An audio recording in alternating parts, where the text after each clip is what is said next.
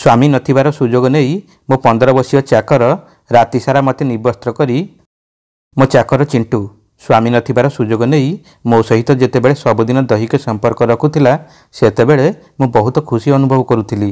गोटे दिन मो स्वामी तुषार आमको असंजत अवस्था देखी देइथिले आ तापरे संपूर्ण कहानी कौन आसतु शुणा। मो ना शुभ्रा मु देखिबाकू भारी सुंदर थिली। मु किछि वर्ष पूर्वे तुषार को विवाह करी। मो स्वामी बहुत भल लोक थिले।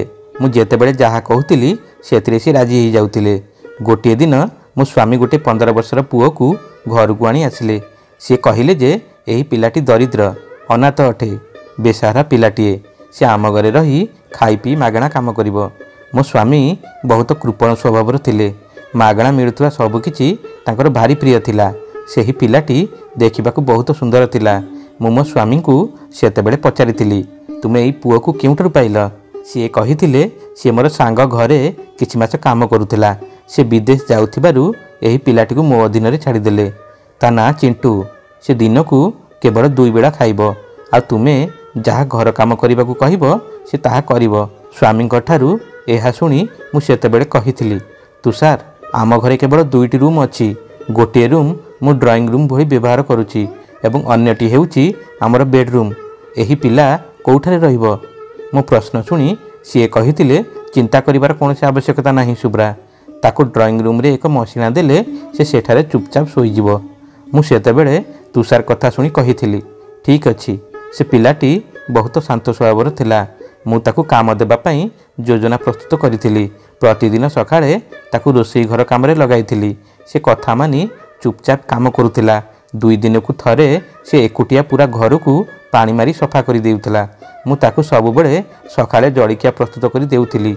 से चुपचाप खाउथिला। तार एमिति चुपचाप रहिबा मते बेले बेले द्वंद्व भितरे पकई देउथिला।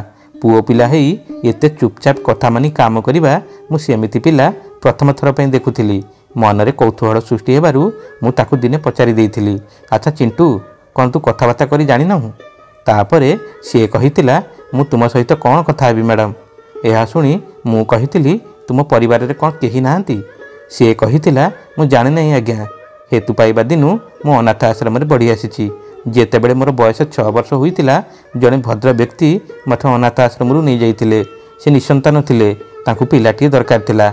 से अनाथ आश्रम रु मते नेला बेले अनाथ आश्रम वाला को कहितिले जे मु एही पिला को एक भल विद्यालय रे एडमिशन करेबी, ताकु भल शिक्षा देबी। मात्र 6 वर्ष बयस रे से मते नै ताको घर काम रे नियोजित करथिले। छोट मोट जिनिस आनिबा, बासन धोइबा, अतिथि मानक पई डाइनिंग टेबुल रे बासन कुसन सजाड़ी रखिबा, एही परी काम करी मोर जीवन बीतिबारे लागिथिला। जेतेबेले सेही लोकर मृत्यु होला ताको स्त्री मते घरु बाहर करदेले। तापर ठारू घर घर बुली मु चाकर भाबरे काम करिबा आरंभ कली। किंतु जीए भी चाकरी देला दिन को केवल 2 थर खाद्य खाइबाकू देई मो द्वारा घर काम कराउथिला।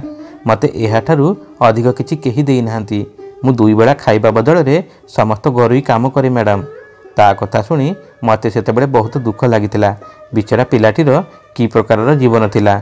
मु ता मुंडरे हाथ बुलाई ताकू चिंता न करिबाकू कहिथिली। ताकू सेतेबेले सांत्वना देबा पई कहिथिली, मु तो खर्च बार्च पई तते किछि टंका देबी। वास्तव रे मो स्वामींकर मध्य सेते अधिक रोजगार नथिला।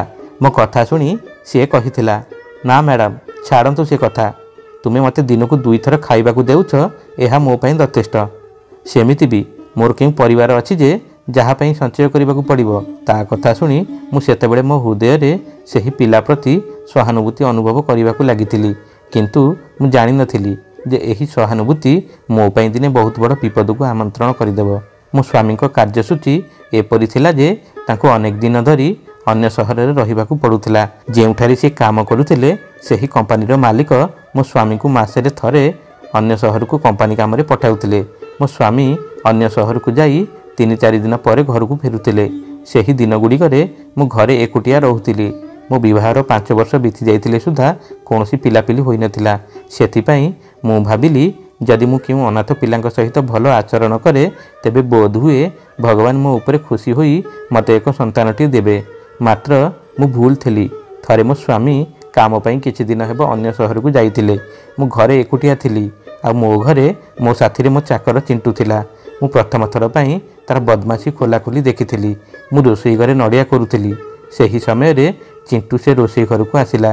ମୁଁ ରୋଷେଇ ଘରେ ବିନା କାନ୍ଧକଟା ନାଇଟ୍ଟେ ପିନ୍ଧି କାମ କରୁଥିଲି, କିନ୍ତୁ ମୁଁ ଜାଣିନଥିଲି ସେ 15 ବର୍ଷର ପୁଅ ଚିଣ୍ଟୁ ଏପରି ବଦମାସ ମଧ୍ୟ କରିପାରେ। ମୁଁ ଯେତେବେଳେ ବିନା ଓଢ଼ଣୀରେ ନଇଁ ପଡ଼ି ନଡ଼ିଆ କରୁଥିଲି, ସେ ବେସିନରେ ସୁଙ୍କୁଡ଼ି ବାସନକୁ ଧୋଇବା ବାହାନାରେ ସେଠି ଠିଆ ହୋଇଥିଲା। ମୁଁ ମଧ୍ୟ ବେସିନ ପାଖାପାଖି ଠିଆ ହୋଇ କାମ କରିବା ସମୟରେ ସ୍ୱାମୀଙ୍କ ବିଷୟରେ ଭାବି ଭାବି ସେତେବେଳେ ଅନ୍ୟମନସ୍କ ରହିଥିଲି। ସେହି ସମୟରେ ମୁଁ ହଠାତ୍ ମୋ ଦେହ ଉପରେ କିଛି ଚାଲିବା ଭଳି ଅନୁଭବ କରିଥିଲି। ମୋର ଏମିତି ଅନୁଭବ ହେଉଥିଲା ଯେମିତି କାହାର ଆଖି ମୋ ପିନ୍ଧା ପୋଷାକ ଡେଇଁ ମୋ ଛାତିକୁ ଦେଖିବାକୁ ଚେଷ୍ଟା କରୁଛି। ମୁଁ ସଙ୍ଗେ ସଙ୍ଗେ ବୁଲି ପଡ଼ି ଦେଖିଲା ବେଳକୁ ଚିଣ୍ଟୁ ସେତେବେଳେ ମୋତେ ଏକ ଲୟରେ ମୋ ଝାଳରେ ଓଦା ଛାତିକୁ ଦେଖି ଚାଲିଥିଲା। ପୁଣି ବେଳେବେଳେ ସେ ମୋ ମୁହଁକୁ ଚାହୁଁଥିଲା ତ ବେଳେବେଳେ ମୋ ଦେହକୁ। ସେ ଏହିପରି ଆଖି ଚୋରାଇ ବାସନ ଧୋଇବାରେ ଲାଗିଥିଲା। ପ୍ରଥମେ ମୁଁ ଏହା ଜାଣି ନର୍ଭସ୍ ହୋଇଯାଇଥିଲି। ସଙ୍ଗେ ସଙ୍ଗେ ମୁଁ ରୋଷେଇ ଘରର କବାଟରେ ଝୁଲୁଥିବା ମୋର ଓଢ଼ଣୀକୁ ନେଇ ବେକରେ ପକାଇ ଦେଇଥିଲି। ମୁଁ ପ୍ରାୟ ନଡ଼ିଆ କୋରି ସାରିଥିଲି। କୋରା ନଡ଼ିଆତକ ଧରି ଗୋଟେ ଡବାରେ ପୂରେଇ ଫ୍ରିଜରେ ରଖିଥିଲି। ସଙ୍ଗେ ସଙ୍ଗେ ରୋଷେଇ ଘରୁ ବାହାରି ମୋ ରୁମ୍କୁ ଚାଲି ଯାଇଥିଲି। ସେଠାରେ ବିଛଣାରେ ବସି ମୁଁ ଚିନ୍ତା କରିବାକୁ ଲାଗିଥିଲି, କାହିଁକି ଏଇ 15 ବର୍ଷର ଚିଣ୍ଟୁ ମୋତେ ଏପରି ଆଖିରେ ଦେଖୁଥିଲା। ତାପରେ ମୁଁ ଭାବିଲି ବୋଧହୁଏ ଏହା ମୋର ଭ୍ରମ ହୋଇଥାଇପାରେ। ସେ ଏତେ ଛୋଟ ବୟସର ପିଲା, ମୋତେ କାହିଁକି କାମକଥା ଆଖିରେ ଚାହିଁବ? ଭଗବାନ ପ୍ରତ୍ୟେକ ମହିଳାଙ୍କ ନିକଟରେ ଏହା ପ୍ରଦାନ କରିଅଛନ୍ତି ଯେ ସେମାନେ ତାଙ୍କ ଉପରେ ପଡ଼ୁଥିବା ପ୍ରତ୍ୟେକ କାମକଥା ଆଖିକୁ ଅନୁଭବ କରିପାରିବେ। ମୁଁ ମଧ୍ୟ ସେହିପରି ଅନୁଭବ କରିଥିଲି, କିନ୍ତୁ ସେ ଏକ 15 ବର୍ଷର ଛୋଟ ଅନାଥ ପିଲାଟିଏ ଭାବି ମୁଁ ଏହାକୁ ସେତେବେଳେ ଅଣଦେଖା କରିଦେଲି। ମୁଁ କେବେ ସ୍ୱପ୍ନରେ ସୁଦ୍ଧା ଭାବିନଥିଲି ଯେ ଏତେ କମ୍ ବୟସର ପିଲା ସେପରି ଖରାପ କାମ କରିବ। ଯେଉଁଭଳି ଭାବରେ ସେ ତାର ଅସହାୟତାର କାହାଣୀ ପୂର୍ବରୁ ମୋ ନିକଟରେ ବର୍ଣ୍ଣନା କରିଥିଲା, ମୋ ହୃଦୟରେ ତା ପ୍ରତି ସହାନୁଭୂତି ଥିଲା। କିଛି ସମୟ ପରେ ମୁଁ ସେଦିନ ରୁମ୍ରୁ ବାହାରକୁ ଆସି ଦେଖିଥିଲି ସେ ଘର ସଫା କରୁଥିଲା। ମୁଁ ସୋଫାରେ ବସି ତାକୁ ଦେଖୁଥିଲି। ତା ମୁହଁରେ ମୁଁ ସେମିତି କିଛି ଅନୁତାପ ଦେଖିବାକୁ ପାଇନଥିଲି। ସେ ନିଜର କାମରେ ବ୍ୟସ୍ତ ଥିଲା। ମୁଁ ଭାବିଲି ବୋଧହୁଏ ମୁଁ ତା ବିଷୟରେ କିଛି ଭୁଲ ଭାବି ନେଇଛି। ଏହାପରେ ରାତ୍ରି ଭୋଜନ ପରେ ସେ କହିଥିଲା, ମ୍ୟାଡ଼ାମ୍, ବାହାରେ ବହୁତ ଥଣ୍ଡା ହେଉଛି। ଯଦି ତୁମେ କିଛି ଖରାପ ନ ଭାବିବ ତେବେ ମୁଁ ରୁମ୍ର ଚଟାଣରେ ଶୋଇଯାଆନ୍ତି। ସେ ଠିକ୍ କହୁଥିଲା। ଶୀତ ପାଗ ଯୋଗୁଁ ସେତେବେଳେ କୋହଲା ପବନ ଦେଉଥିଲା। ମୁଁ ତାକୁ କହିଥିଲି, ତୁ କେଉଁଠାରେ ଶୋଇବୁ? ଷ୍ଟୋର ରୁମ୍ ସାରା ଜିନିଷପତ୍ରରେ ଭର୍ତ୍ତି ଅଛି। ଅନେକ ଜିନିଷ ଅସଜଡ଼ା ହୋଇ ପଡ଼ିଛି ଏବଂ ରୁମ୍ ମଧ୍ୟ ଛୋଟ। ତୁ ମୋର ଜିନିଷଗୁଡ଼ିକୁ ଯଦି ଇଆଡ଼େ ସିଆଡ଼େ ଉଞ୍ଚାଇ ଶୋଇବୁ ତାହେଲେ ମୋତେ ଖୋଜିଲା ବେଳକୁ ପଛରେ ମିଳିବ ନାହିଁ ଯେ। ସେ କହିଲା, ଯଦି ତୁମେ ଖରାପ ଭାବିବ ନାହିଁ ତାହେଲେ ମୁଁ ତୁମ ରୁମ୍ରେ ଶୋଇଯାଆନ୍ତି। ଏହା ଶୁଣି ମୁଁ ସେତେବେଳେ ଆଶ୍ଚର୍ଯ୍ୟ ହୋଇଯାଇଥିଲି। ତାପରେ ସେ କହିଥିଲା, ମ୍ୟାଡ଼ାମ୍, ମୁଁ ମୋ ବିଛଣାକୁ ତଳେ ବିଛେଇ ଶୋଇଯାଉଛି, କିନ୍ତୁ ବାହାରେ ଶୋଇ ହେବ ନାହିଁ। ମୋତେ ବହୁତ ଥଣ୍ଡା ଲାଗୁଛି। ଏହା ଶୁଣି ମୁଁ ତାକୁ ମୋ ରୁମ୍ରେ ଶୋଇବାକୁ ଅନୁମତି ଦେଇଥିଲି, କିନ୍ତୁ ମୁଁ ତା ମୁହଁରେ ସେତେବେଳେ ଏକ ଅଦ୍ଭୁତ ଖୁସି ଦେଖିଥିଲି। ସେ ଯେପରି ଏହା ଶୁଣିବା ପରେ ଅତ୍ୟନ୍ତ ଖୁସି ହୋଇଯାଇଥିଲା। ସେ ସଙ୍ଗେ ସଙ୍ଗେ ତା ବିଛଣା ଉଠାଇ ମୋ ରୁମ୍ରେ ପାରି ଶୋଇଯାଇଥିଲା। ମୋତେ ଘର ଅନ୍ଧାର କରି ଶୋଇବାର ଅଭ୍ୟାସ ଥିଲା। ମୁଁ ଶୋଇବା ପୂର୍ବରୁ ରୁମ୍ର ଆଲୋକ ବନ୍ଦ କରିଥିଲି।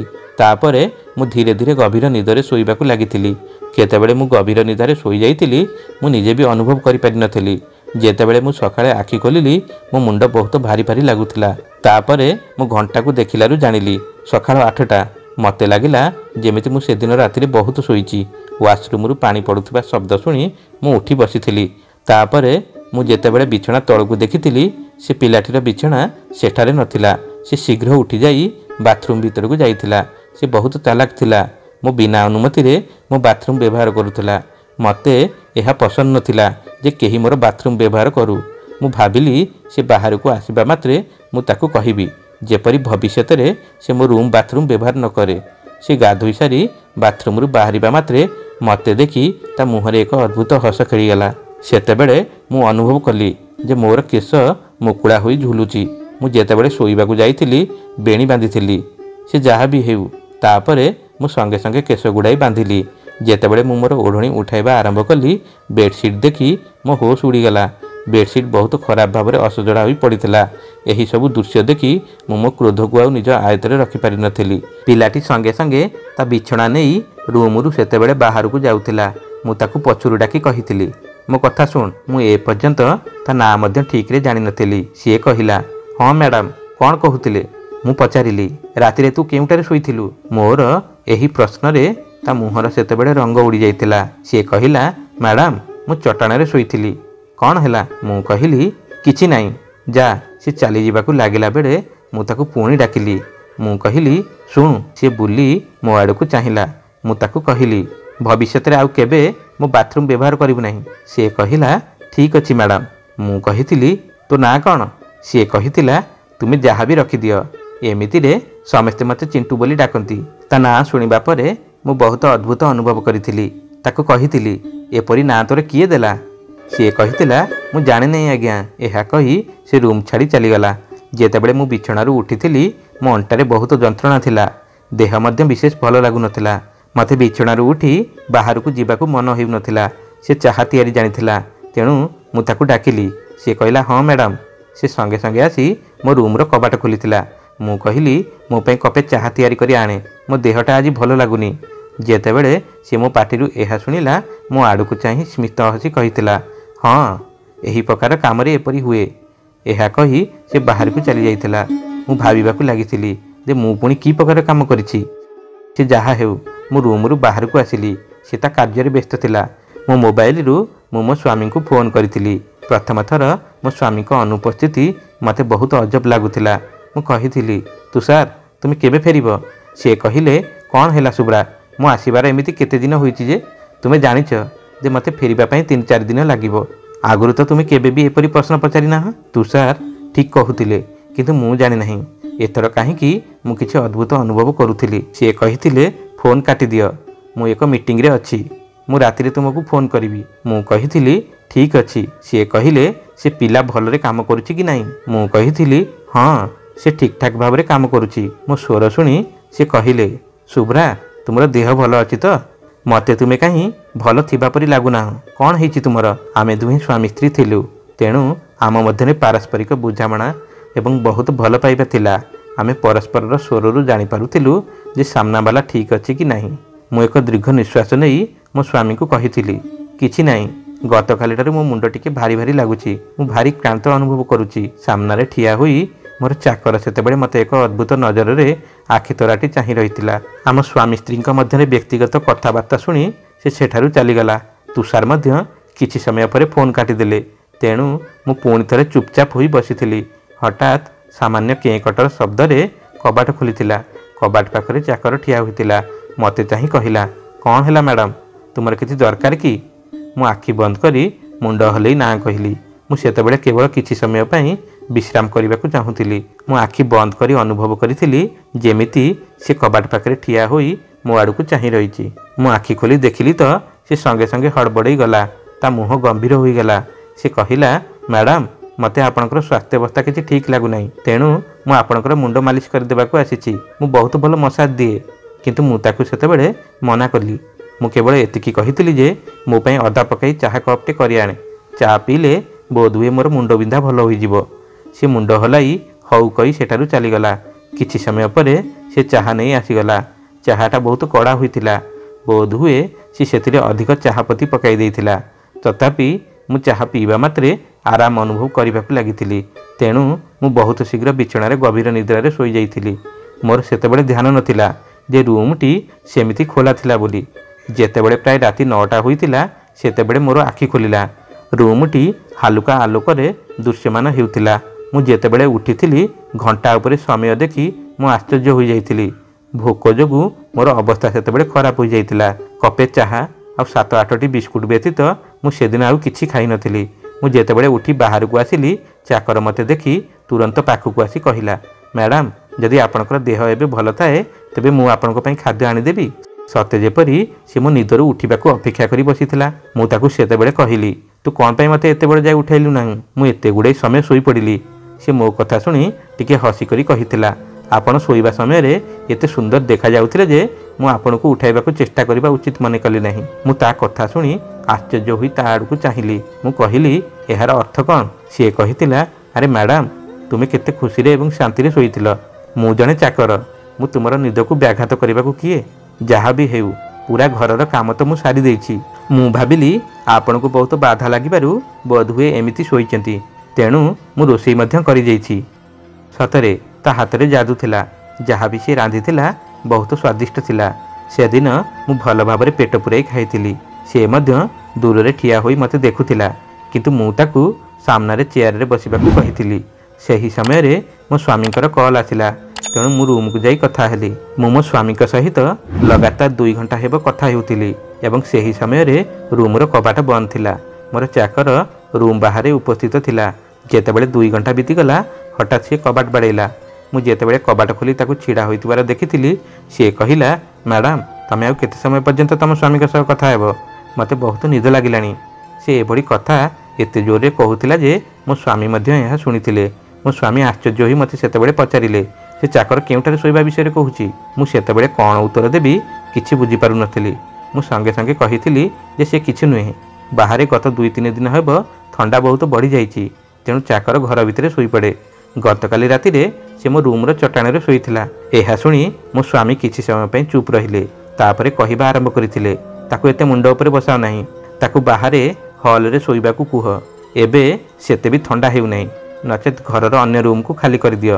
ସେଠାରେ ଏକ କୋଣରେ ସେ ତା'ର ବିଛଣା ପାରି ଶୋଇପଡ଼ିବ। ମୁଁ ସେତେବେଳେ ବୁଝିସାରିଥିଲି ମୋ ସ୍ୱାମୀ କ'ଣ କହୁଛନ୍ତି। ତେଣୁ ମୋ ସ୍ୱାମୀଙ୍କ ସହ କଥା ହେବା ପରେ ମୁଁ ବାହାରକୁ ଆସି ତାକୁ ସ୍ପଷ୍ଟ ଭାବରେ କହିଥିଲି ଯେ ତୁ ତୋର ବିଛଣା ହଲ୍ରେ କୋଣରେ ପକାଇ ଶୋଇପଡ଼, ମୁଁ ତୋତେ ମୋ ରୁମ୍ରେ ଶୋଇପାରିବି ନାହିଁ। ଏହା ଶୁଣି ସେ କେମିତି ଏକ ଚାହାଣୀରେ ମୋ ଆଡ଼କୁ ଚାହିଁଥିଲା। ତାପରେ କହିଲା, ଠିକ୍ ଅଛି, ଆପଣ ମୋର ମ୍ୟାଡ଼ାମ୍, ଆପଣ ଯାହା କହିବେ ମୁଁ ସେଇଆ ହିଁ କରିବି। କିନ୍ତୁ ମୋତେ ଦୁଃଖ ଏତିକି ଲାଗୁଛି ଯେ ଆପଣ ମୋତେ ବିଶ୍ୱାସ କରୁନାହାନ୍ତି। ଏହା କହି ତା ଆଖିରେ ସେତେବେଳେ ଲୁହ ଆସିଯାଇଥିଲା। ଏହା ଦେଖି ମୋତେ ସେତେବେଳେ ବହୁତ ଖରାପ ଲାଗିଥିଲା। ଭାବୁଥିଲି ମୁଁ କିପରି ଜଣେ ନିରୀହ ପିଲାଟାକୁ ସନ୍ଦେହ କରିପାରିଲି। ତଥାପି ଏହା ମୋ ସ୍ୱାମୀଙ୍କ ଆଦେଶ ଥିଲା, ଯାହା ମୋତେ ତାଙ୍କ ଅନୁପସ୍ଥିତିରେ ମାନିବାକୁ ହିଁ ପଡ଼ିବ। ମୁଁ କହିଥିଲି, ସେପରି କିଛି କଥା ନାହିଁ, ତୁ ହଲ୍ରେ ଶୋଇପଡ଼, ସକାଳୁ ଉଠି ଜଳଖିଆ ପ୍ରସ୍ତୁତ କରିବାର କୌଣସି ଆବଶ୍ୟକତା ନାହିଁ, ମୁଁ ଉଠିସାରି ନିଜେ ପ୍ରସ୍ତୁତ କରିନେବି। ଏହା କହିବା ପରେ ମୁଁ ମୋ ରୁମ୍କୁ ଚାଲି ଯାଇଥିଲି। ଆଶ୍ଚର୍ଯ୍ୟର କଥା ହେଲା, ଏତେ ଶୋଇବା ସତ୍ତ୍ୱେ ଯେତେବେଳେ ମୁଁ ମୋ ବିଛଣା ଉପରକୁ ଯାଇଥିଲି ସେତେବେଳେ ମୋତେ ପୁଣି ନିଦ ଆସିଗଲା। ଯେତେବେଳେ ମୋର ଆଖି ଖୋଲିଲା ମୁଁ ଭାବିଥିଲି ବୋଧହୁଏ ମୁଁ ମୋର ସ୍ୱାମୀ ସହିତ ଅଛି। କିନ୍ତୁ ଯେତେବେଳେ ମୁଁ ଆଖି ଖୋଲି ସେହି ଦୃଶ୍ୟ ଦେଖିଲି ସେସବୁ ଦେଖି ମୁଁ ଆଶ୍ଚର୍ଯ୍ୟ ହୋଇଯାଇଥିଲି। ମୋ ଦେହ ଶୀତେଇ ଉଠିଥିଲା। ସେଠାରେ ମୋ ସ୍ୱାମୀ ଘରେ ଉପସ୍ଥିତ ନଥିଲେ ଏବଂ ମୁଁ ଦେଖିଥିବା ଦୃଶ୍ୟ ମୋତେ ଆଶ୍ଚର୍ଯ୍ୟ କରିଥିଲା। କାରଣ ଚାକରଟି ପାଦ ଚାପି ଚାପି ତା ସାର୍ଟ ପିନ୍ଧି ମୋ ରୁମ୍ରୁ ବାହାରକୁ ଯାଉଥିଲା। ମୁଁ ତ ତାକୁ ସେହି ଅବସ୍ଥାରେ ଦେଖି ଆଶ୍ଚର୍ଯ୍ୟ ହୋଇଯାଇଥିଲି। ଏହି ଦୃଶ୍ୟ ଦେଖି ମୁଁ ଯାହା ବି କିଛି ବୁଝିଥିଲି ସେତେବେଳେ ମୋ ଲୁମ ଟାଙ୍କୁରି ଉଠିଥିଲା। ସେ ସାରା ରାତି ମୋ ରୁମ୍ରେ ମୋ ସହିତ ଶୋଇଥିଲା। ମୋର ମନ ଭିତରେ ଅଜଣା ଭୟ ଖେଳିଗଲା। ସ୍ୱାମୀ ପାଖରେ ନଥିବା ଯୋଗୁଁ ମୋତେ ସେ ଚାକର କଥା ଭାବିଲେ ମୋ ଛାତି ଭୟରେ ଥରି ଉଠୁଥିଲା। ମୁଁ ସଙ୍ଗେ ସଙ୍ଗେ ବାଥରୁମକୁ ଚାଲି ଯାଇଥିଲି। ଏହା ସ୍ପଷ୍ଟ ଥିଲା ଯେ ସେହି 15 ବର୍ଷର ଚାକର ମୋ ସହ ଗତ ରାତିରେ ଶାରୀରିକ ସମ୍ପର୍କ ରଖିଛି। ମୁଁ ମୋ ରୁମ୍କୁ ଭିତର ପଟୁ ବନ୍ଦ କରି ବସି ଭାବୁଥାଏ ଯେ ଗୋଟେ 15 ବର୍ଷର ପିଲା ଏସବୁ କିପରି କରିପାରିବ। ମୁଁ କିପରି ଏହି ସବୁ କିଛି ମୋ ସହିତ ହେବାକୁ ଦେଲି?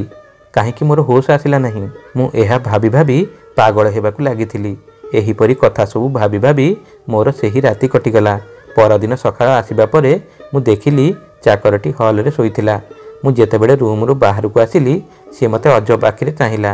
ମୁଁ କୌଣସି ପ୍ରମାଣ ବିନା ତାକୁ ଦୋଷ ଦେବାକୁ ଚାହୁଁନଥିଲି। ମୁଁ ତାକୁ ସମ୍ପୂର୍ଣ୍ଣ ରୂପେ ଅଣଦେଖା କରି ମୋର ଘର କାମ କରିବା ଆରମ୍ଭ କରିଥିଲି। ସେହି ସମୟରେ ମୁଁ ଲକ୍ଷ୍ୟ କରିଥିଲି ଯେ ଚାକରଟି କେବଳ ବୟସରେ ଛୋଟ ଥିଲା, ମାତ୍ର ତା'ର ବ୍ୟବହାର ଏବଂ ଚାହାଣୀରୁ ସେ ଗୋଟେ କାମକୁ ଲୋକଟିଏ ପରି ଦେଖାଯାଉଥିଲା। ସେଦିନ ଯେତେବେଳେ ମୁଁ ମୋ ରୁମ୍ରେ ଶୋଇବାକୁ ଯାଇଥିଲି ସେତେବେଳେ ମୁଁ ସେହି ପିଲାକୁ ମୋ ରୁମ୍କୁ ପ୍ରବେଶ କରିବାକୁ ମଧ୍ୟ ଦେଇନଥିଲି। ବୋଧହୁଏ ସେ ମୋତେ କିଛି ବେହୋସ ହେବା ପାଇଁ ନିଶା ଔଷଧ ଦେଉଥିଲା, ଯେଉଁଥିପାଇଁ ମୁଁ ଚେତାଶୂନ୍ୟ ହୋଇ ଶୋଉଥିଲି। ସେଦିନ ମୁଁ ସମ୍ପୂର୍ଣ୍ଣ ସତର୍କ ରହିଥିଲି। କିଛି ସମୟ ପରେ ଚାକରଟି ରୁମ୍ ଭିତରକୁ ଆସି ମୋତେ କହିଲା, ମ୍ୟାଡ଼ାମ୍ ଆପଣଙ୍କର ଏୟାର ଫ୍ରେଶନର୍ ଦିଅନ୍ତୁ, ମୁଁ ଏହାକୁ ରୁମ୍ରେ ଛିଞ୍ଚିଦେବି। କିଛି ଭାବିବା ପରେ ମୁଁ ତାକୁ ସଫା ସଫା ମନା କରିଦେଲି। ମୁଁ କହିଲି, ଥାଉ, ତୁ ଯା ଶୋଇବୁ, ମୁଁ ନିଜେ ସ୍ପ୍ରେ କରିଦେବି। ସେ କିଛି ଭାବିବା ପରେ ସେଠାରୁ ଚାଲିଗଲା। କିନ୍ତୁ ସେହି ରାତିରେ ମୁଁ ଏୟାର ଫ୍ରେଶନର୍ ମଧ୍ୟ ପ୍ରୟୋଗ କରିନଥିଲି। ରୁମ୍ରେ ଏୟାର ଫ୍ରେଶନର୍ ସ୍ପ୍ରେ କରିବା ପରେ ଶୋଇବା ମୋର ଗୋଟେ ଅଭ୍ୟାସ ଥିଲା। ସୌଭାଗ୍ୟବଶତଃ ମୋ ସ୍ୱାମୀ ମଧ୍ୟ ସେଦିନ ରାତିରେ ଆସିବାର ଥିଲା। ମୁଁ ମୋ ବିଛଣାକୁ ଶୋଇବାକୁ ଯାଇଥିଲି ଏବଂ ଶୀଘ୍ର ଶୋଇଯିବା ପରି ଅଭିନୟ କରିବା ଆରମ୍ଭ କରିଥିଲି, ଯେପରି ମୁଁ ଗଭୀର ନିଦରେ ଶୋଇଯାଇଛି। କିଛି ସମୟ ପରେ ରୁମ୍ର କବାଟ ଖୋଲିଥିଲା। ଧୀରେ ଧୀରେ କେହି ଗୋଟେ ରୁମ୍ ଭିତରକୁ ଆସିଥିଲା। ସେ ଚାକର ଚିଣ୍ଟୁ ବ୍ୟତୀତ ସେତେବେଳେ ଆଉ କେହି ନଥିଲେ। ସେ ମୋତେ ମୋ ନାଁ ନେଇ ଡାକିବାକୁ ଲାଗିଥିଲା। ମ୍ୟାଡ଼ାମ୍ ଅନେଇଛନ୍ତି ନା ଶୋଇଛନ୍ତି? ତୁମର ଚିଣ୍ଟୁ ତୁମ ସହିତ ରାତି ବିତାଇବାକୁ ଆସିଛି। ବୋଧହୁଏ ସେ ନିଶ୍ଚିନ୍ତ ଥିଲା ଯେ ମୁଁ ଶୋଇଯାଇଛି। ତେଣୁ ସେ ତାର ପ୍ରକୃତ ରୂପ ଦେଖାଇବା ଆରମ୍ଭ କଲା। ମୁଁ ମୋର ସମଗ୍ର ଶରୀରରେ କିଛି ଘଷି ହେଉଥିବାର ଅନୁଭବ କରିପାରିଲି। ସେହି ମୁହୂର୍ତ୍ତରେ ମୋ ରୁମ୍ର କବାଟ ଖୋଲିଥିଲା ଏବଂ ମୋ ସ୍ୱାମୀ ଭିତରେ ପ୍ରବେଶ କରିଥିଲେ। ସେତେବେଳକୁ ଚାକର ତାର ସାର୍ଟ କାଢ଼ିଦେଇ ମୋ ସହ ଖେଳୁଥିଲା, କିନ୍ତୁ ହଠାତ୍ ସେ ମୋ ସ୍ୱାମୀକୁ ଦେଖି ସେତେବେଳେ ହଡ଼ବଡ଼େଇ ଗଲା। ମୁଁ ମଧ୍ୟ ଉଠି ସେହି ସମୟରେ ବିଛଣାରେ ବସିଯାଇଥିଲି। ଯେତେବେଳେ ମୋ ସ୍ୱାମୀ ମୋତେ ଏବଂ ଚାକରକୁ ଗୋଟିଏ ବେଡ଼୍ରେ ଦେଖିଥିଲେ, ତାଙ୍କ ମୁଣ୍ଡ ଘୁରି ଯାଇଥିଲା। ବାସ୍ତବରେ ସେତେବେଳେ ମୋ ସହିତ ଯାହା ସବୁ କିଛି ଘଟିଥିଲା ଆଉ ମୁଁ ଯାହା ସବୁ ଅନୁଭବ କରିଥିଲି, ମୁଁ ମୋ ସ୍ୱାମୀକୁ ସେଦିନ ଏହା କହିଦେଇଥିଲି। ମୁଁ ସେହି ମହିଳାମାନଙ୍କ ମଧ୍ୟରୁ ଜଣେ ନୁହେଁ ଯେଉଁମାନେ ସଠିକ୍ ସମୟକୁ ଅପେକ୍ଷା କରି ନିଜର ଶୋଷଣ ହେବାକୁ ଦିଅନ୍ତି। ପରବର୍ତ୍ତୀ ମୁହୂର୍ତ୍ତରେ ମୋ ସ୍ୱାମୀ ଚାକରଟିର ବେକକୁ ଧରି ତାକୁ ଚାପୁଡ଼ା ମାରିବା ଆରମ୍ଭ କଲେ ଏବଂ କହିଥିଲେ, ତୁ ଯେଉଁ ଥାଳିରେ ଖାଇଲୁ ଆଜି ସେଇଥିରେ ଛେପ ପକେଇଲୁ। ମୁଁ ତ ଉପରେ ଦୟା ଦେଖାଇ ମୋ ଘରକୁ ଆଣିଥିଲି, କିନ୍ତୁ ତୁ ମୋ ଘରେ ରହି ମୋ ଘରର ଇଜ୍ଜତ ସହ ଖେଳିବା ଆରମ୍ଭ କରିଦେଲୁ। କହ, ଏସବୁ କ'ଣ ଥିଲା? ପ୍ରଥମେ ସେ ଏସବୁ ଅସ୍ୱୀକାର କରି ଚାଲିଥିଲା, କିନ୍ତୁ ଯେତେବେଳେ ମୋ ସ୍ୱାମୀଙ୍କ ହାତରୁ ମାଡ଼ ପଡ଼ିଲା ସେ କାନ୍ଦିବାକୁ ଲାଗିଥିଲା ଏବଂ କାନ୍ଦିବା ବେଳେ ସେ ଯାହା ସବୁ କହିଥିଲା ତାହା ଶୁଣି ଆମ ମୁଣ୍ଡ ଘୁରେଇ ଦେଇଥିଲା। ସେ କହିଥିଲା ଯେ ପ୍ରଥମେ ଅନାଥ ଆଶ୍ରମରୁ ଯେଉଁ ଲୋକ ମୋତେ ସାଙ୍ଗରେ ନେଇ ଯାଇଥିଲା ସେ ମୋତେ ତାଙ୍କ ଘରର ଚାକର ତ ବନେଇ ରଖୁଥିଲା, ମାତ୍ର ଏହା ସହିତ ସେ ମୋ ଶରୀରକୁ ଶୋଷଣ ମଧ୍ୟ କରୁଥିଲା। ସେତେବେଳେ ମୁଁ କେବଳ 8 ବର୍ଷ ବୟସରେ ଥିଲି। ସେ ମୋତେ ବହୁତ ପିଟୁଥିଲେ, ମୋତେ ଧମକ ମଧ୍ୟ ଦେଉଥିଲେ, ମୋତେ କହୁଥିଲେ ଏଇଆ କର ସେଇଆ କର। ମୁଁ ଡରରେ ସେ ସବୁ କରୁଥିଲି। ବୋଧହୁଏ ଏହି କାରଣ ହେତୁ ସମୟ ପୂର୍ବରୁ ମୁଁ ବଡ଼ ହୋଇଯାଇଥିଲି। ଏହା ଭିତରେ ନାରୀମାନଙ୍କ ପ୍ରତି ଆକର୍ଷଣ ମୋ ଭିତରେ ବଢ଼ିବାକୁ ଲାଗିଥିଲା। ସେହି ବ୍ୟକ୍ତି ମୋ ସହ ସେ ସବୁ ପ୍ରକାରର କାର୍ଯ୍ୟ କରୁଥିଲେ ଯାହା ଏକ ପୁରୁଷ ଏବଂ ସ୍ତ୍ରୀ ମଧ୍ୟରେ ଘଟେ। ତାପରେ ଯେତେବେଳେ ମୋ ଉପରୁ ମନ ଛାଡ଼ିଗଲା ସେ ଅନ୍ୟ ଜଣେ ଚାକରକୁ ନିଯୁକ୍ତି ଦେଇ ମୋତେ ଘରୁ ବାହାର କରିଦେଲେ। ଏହାପରେ ମୁଁ ଗୋଟିଏ ସ୍ଥାନରୁ ଅନ୍ୟ ସ୍ଥାନକୁ ବୁଲିବାକୁ ଲାଗିଲି। ମୁଁ ଯେତେବେଳେ ଆପଣଙ୍କ ଘରକୁ ଆସିଲି, ମ୍ୟାଡ଼ାମଙ୍କ ଗୋରି ଆଉ ତନୁପତଳି ଦେହ ଦେଖିବା ପରେ ଆଉ ଧୈର୍ଯ୍ୟ ଧରି ରହିପାରିଲି ନାହିଁ। ତାପରେ ମୁଁ ତାଙ୍କ ଏୟାର ଫ୍ରେଶନରରେ ଏପରି ଔଷଧ ମିଶାଇଲି ଯାହାର ଗନ୍ଧରେ ସେ ଏକ ଗଭୀର ନିଦ୍ରାରେ ଶୋଇଯାଉଥିଲେ। ସେ ଶୋଇଯିବା ପରେ ମୁଁ ରୁମ୍କୁ ଆସୁଥିଲି। ସେତେବେଳକୁ ଏୟାର ଫ୍ରେଶନରର ବାସ୍ନା କମିଯାଇଥାଏ, ତେଣୁ ଔଷଧ ମୋ ଉପରେ କୌଣସି ପ୍ରଭାବ ପକାଏ ନାହିଁ। ମ୍ୟାଡ଼ାମ ଶୋଇବା ପରେ ମୁଁ ତାଙ୍କ ସହିତ ମୋର ଦେହର ଭୋକ ମେଟାଉଥିଲି। ଯେତେବେଳେ ମୁଁ ମ୍ୟାଡ଼ାମଙ୍କ ସହିତ ଶାରୀରିକ ସମ୍ପର୍କ ସ୍ଥାପନ କରିଥିଲି ସେତେବେଳେ ମୁଁ ବହୁତ ଆରାମ ଅନୁଭବ କରୁଥିଲି। ବୋଧହୁଏ ମୁଁ ତାଙ୍କ ମନଲୋଭା ଶରୀରକୁ ଦେଖି ତାଙ୍କ ପ୍ରତି ଅତ୍ୟଧିକ ଆକର୍ଷିତ ହୋଇଯାଇଥିଲି। ସେ ସେତେବେଳେ କାନ୍ଦି କାନ୍ଦି ମୋ ସ୍ୱାମୀକୁ କ୍ଷମା ମାଗୁଥିଲା। ମୁଁ ତା ଉପରେ ଅତ୍ୟଧିକ କ୍ରୋଧିତ ହେଲି। ମୋ ସ୍ୱାମୀ ତାକୁ ସେହି ମୁହୂର୍ତ୍ତରେ ଘରୁ ବାହାରି ଯିବାକୁ କହିଥିଲେ, କିନ୍ତୁ ସେ କାନ୍ଦି କାନ୍ଦି କହିଥିଲା, ଏତେ ରାତିରେ ମୁଁ କେଉଁଠିକୁ ଯିବି? ଦୟାକରି ମୋତେ କ୍ଷମା କରନ୍ତୁ, ମୁଁ ଆଉ ଏପରି କିଛି କରିବି ନାହିଁ। କିନ୍ତୁ ମୁଁ ଭାବିଥିଲି ସେପରି ପିଲାକୁ ଆମ ଘରେ ଆଉ ଆଶ୍ରୟ ଦେବା ଠିକ୍ ନୁହେଁ। ସେହି ପିଲାଟିକୁ ନଷ୍ଟ କରିବା ଏବଂ ଏ ଅବସ୍ଥାକୁ ଆଣିବା ପଛରେ ତା ପ୍ରଥମ ମାଲିକଙ୍କର ବଡ଼ ହାତ ଥିଲା, ଯିଏ ତାକୁ ଅନାଥ ଆଶ୍ରମରୁ ଆଣିଥିଲେ। ଯଦି ଅନାଥ ଆଶ୍ରମର କର୍ମକର୍ତ୍ତାମାନେ ଦେଖୁଥାନ୍ତେ ଯେ ପିଲାଟି ଯାହା ହାତକୁ ଯାଇଛି ସେଠାରେ ସେ ସୁରକ୍ଷିତ ଅଛି କି ନାହିଁ, ଯଦି ଟିକିଏ ଅନୁସନ୍ଧାନ କରିଥାନ୍ତେ, ତେବେ ହୁଏତ ଏହି ପିଲାଟି ଆଜି ଏପରି ହୋଇନଥାନ୍ତା। ମୋ ସ୍ୱାମୀ ତାକୁ ରାତିସାରା କବାଟ ନିକଟରେ ବସାଇ ରଖିଥିଲେ ଏବଂ ପରଦିନ ସକାଳେ ସେ ନିଜେ ପୋଲିସକୁ ଡାକି ତାକୁ ହସ୍ତାନ୍ତର କରାଇ ଦେଇଥିଲେ। ପୋଲିସକୁ ମଧ୍ୟ ଏହି ଘଟଣା ବିଷୟରେ ଅବଗତ କରାଇ ଦିଆଯାଇଥିଲା। ତାକୁ ଏକ ଶିଶୁ କାରାଗାରରେ ରଖାଯାଇଥିଲା। ତାର ମାନସିକ ବିକାଶ ଓ ସ୍ୱାସ୍ଥ୍ୟରେ ଉନ୍ନତି ଆଣିବା ପାଇଁ ପ୍ରୟାସ କରାଯାଇଥିଲା, ଯାହାଫଳରେ ସେ ଭବିଷ୍ୟତରେ ଜଣେ ଭଲ ବ୍ୟକ୍ତି ହୋଇପାରିବ।